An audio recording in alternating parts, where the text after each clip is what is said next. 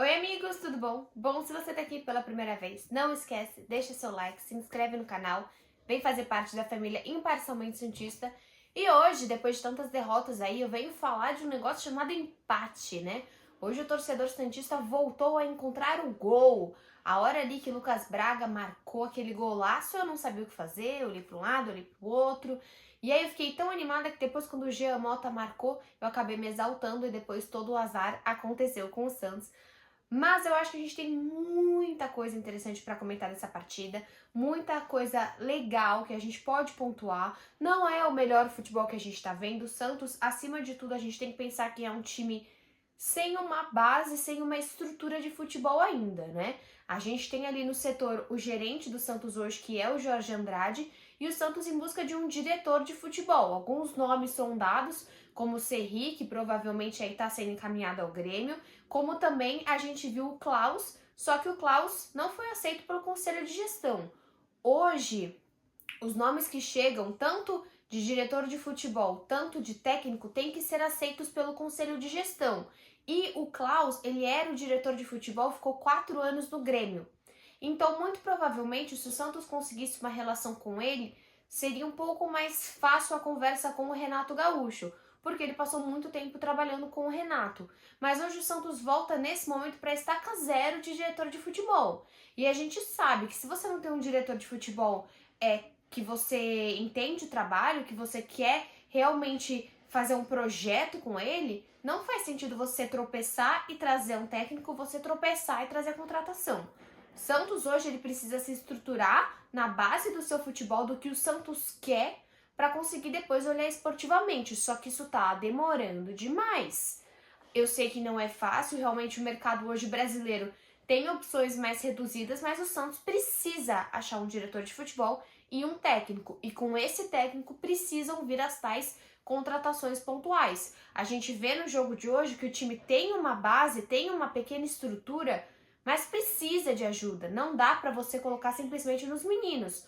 Hoje você teve um time, se a gente pega o time titular, são apenas com os meninos que têm mais estabilidade. Como a gente sempre pontua aqui, a gente tem um Kaique que é acima da média, né? O Kaique novamente faz uma boa partida. E você tem, por exemplo, o Pirani. Hoje não fez uma partida excelente, mas é diferenciado. E assim, tem 19 anos, né? É diferente de uns 16 anos do Ângelo. Por mais que eu também tenha sentido falta e quero ver, precisamos ver mais do Ângelo. Para essa partida, o Marcelo Fernandes contou mais ali com o feijão com arroz, né? Um básico do Santos, que eu acho que é o que o Santos precisa. Por isso até que o Santos hoje vai no mercado atrás de um técnico brasileiro, está certíssimo. Não há momento nesse... Ai, coçando. Não há como o Santos nesse momento inventar. O Santos precisa de solidez, o Santos precisa do básico, se classificar, não cair, parar de passar vexame.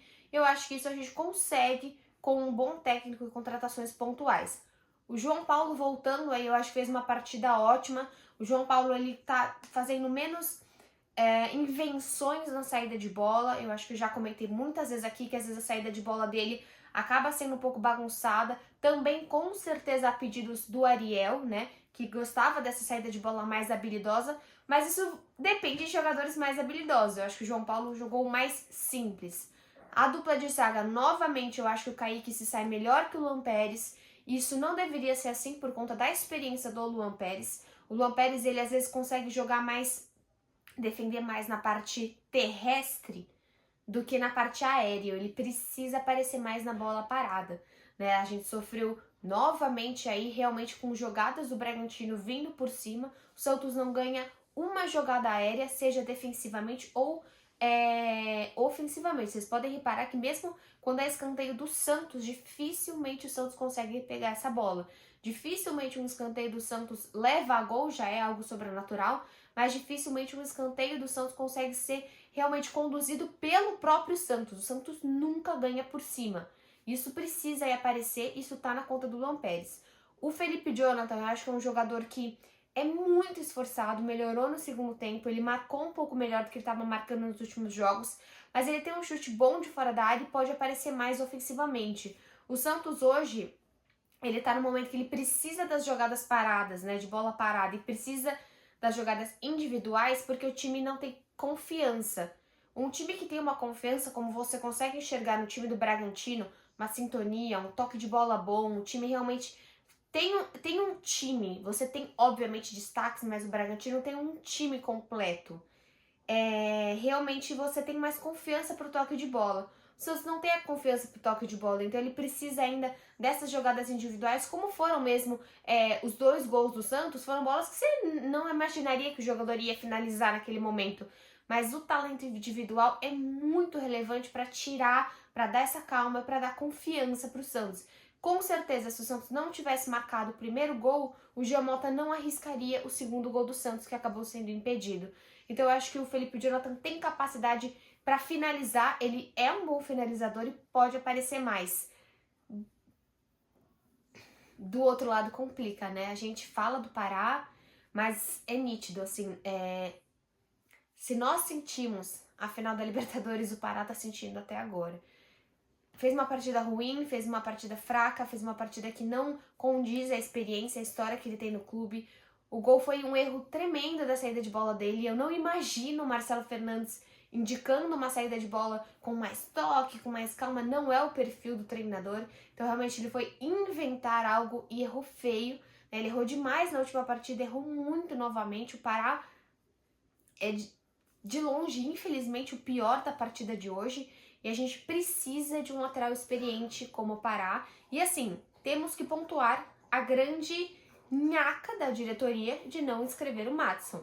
Madison está apto a jogar e não está inscrito no Paulista. E aí você chega numa Libertadores e vai colocar o Madison, que às vezes não joga faz tempo. Realmente, o Pará, ele deveria ser, né, melhor que o Madison defensivamente. Hoje o Pará não tá sendo bom em nenhum dos setores do campo. E é uma nhaca, uma irresponsabilidade enorme da diretoria não ter inscrito o Madison. A gente tem que pontuar isso, eu falo aqui, eu elogio o Rueda quando tem que elogiar, mas a gente sabe que a não inscrição do Madison, se fosse na gestão Pérez, estaria muito mais grifada ali, muito mais destacada do que está sendo agora. No meio de campo, novamente o meio de campo não funcionou, principalmente no primeiro tempo. No primeiro tempo, o Alisson era o cara que mais coordenava ali a saída de bola, aparecendo mais do que o Giamota e o Pirani. Né? Acho que os dois não estavam numa boa noite. O Giamota evoluiu, principalmente no segundo tempo, até fez um belíssimo gol. O Pirani realmente não foi bem nessa partida, o que é super normal. Ele é um jovem, ele vai oscilar. Por isso que, se vier um novo técnico, ele precisa vir com contratações pontuais. A gente precisa do lateral esquerdo, porque o Felipe Jonathan, coitado, né, tá sozinho. Só que antes até do lateral, precisa desse segundo volante. Você precisa de um pituca. Você precisaria até de um pituca e de um famoso, um tal, aquele, camisa 10, que nunca chegou no Santos. Acho que precisa de recomposição de meio de campo. O Alisson, ele é um cara que acaba marcando faltas sérias demais, recebe um cartão de maneira desnecessária às vezes, mas ajuda. O Alisson é muito importante nesse time. Ele tem sim suas inconstâncias, mas o Alisson é realmente relevante para esse time do Santos de hoje. O time do Santos se perde sem o Alisson. A gente sabe que às vezes ele é um jogador mais na vontade, menos na habilidade, mas jogar sem o Alisson hoje, o Santos não consegue fazer nenhum tipo de marcação no meio de campo. E no ataque, eu acho que a gente precisa destacar a partida do Lucas Braga. O Lucas Braga fez uma ótima partida. No primeiro tempo só deu o Lucas Braga. Ele driblou, coisa que ele não fazia tanto antes. Ele correu muito, ele foi um jogador objetivo, vertical. O que eu acho do Lucas? Ele caiu um pouco, caiu mesmo. Algumas faltas não precisava, ele tentou chamar a falta, tentou chamar uma bola parada e talvez se ele confiasse mais em si, talvez no Lucas, né, que ano passado a gente estava numa ascensão, como a gente viu o Lucas contra o Boca, ele continuaria mais as jogadas que ele não continuou hoje. Eu acho que o Lucas tem potencial merecidíssimo, o melhor em campo para mim vai para ele, porque ele merece isso. Então eu destaco muito o esforço do Lucas Braga. No meio de campo, o Marcos Leonardo acabou fazendo uma partida apagada, né? Acho que até porque no primeiro tempo o Santos praticamente não finalizou, acho que só finalizou para fora no primeiro tempo. E a gente tem do outro lado o Marinho, que assim, faz a diferença. Marinho que faz a belíssima inversão de bola para a finalização do Lucas Braga. O Marinho, ele chama a responsabilidade. E eu fico feliz que a gente tá vendo uma evolução do jogador. O Marinho hoje foi um cara que reclamou um pouco menos. Até estão falando aí de um possível pênalti, de uma mão na bola aí. Mas acho que isso é pouco, né? O Santos, ele tá com tantas deficiências que se a gente pelo menos tentar exaltar o time do Santos e não reclamar nesse momento da arbitragem, vamos merecer um pouco mais pra gente conseguir falar, putz, foi a arbitragem. O Santos também pode muito mais em campo. Então acho que o Marinho, ele aparece mais, ele consegue realmente, assim, ele chama a marcação pra ele. Ele é diferenciado, ele chama a falta pra ele, ele sabe como cair, ele sabe como lidar com a arbitragem, fazer o seu jeito ali, talvez, como eu posso dizer, não de maneira... ele sabe o jogo, ele tem os cacoetes do jogo, se vocês conseguem me entender. Então é diferente quando você vê o Lucas Braga jogando e tentando falta e o Marinho. Eu acho que o time de hoje consegue sair com um respiro, consegue sair com um pouco mais de confiança. É o que eu falei antes, o time de hoje precisava muito jogar com a força máxima.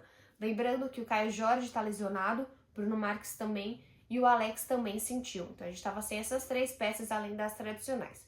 Santos entra em campo agora na terça-feira com o The Strongest em casa. Jogo mais importante do Santos na Libertadores, porque é sim o mais fácil, não é na teoria, é o mais fácil. Se o Santos perde esse jogo, você pode dizer completamente adeus à Libertadores e adeus também a qualquer evolução desse time aí, porque realmente, assim, precisa do resultado na terça-feira, vai ser importante para jogar. A gente ainda encara o Palmeiras e o São Bento pelo Campeonato Paulista. Palmeiras, por mais que diga que não é tão relevante, sabe que é importante ele pelo menos se classificar. Então, o clássico contra o Palmeiras que vai acontecer logo na quinta-feira.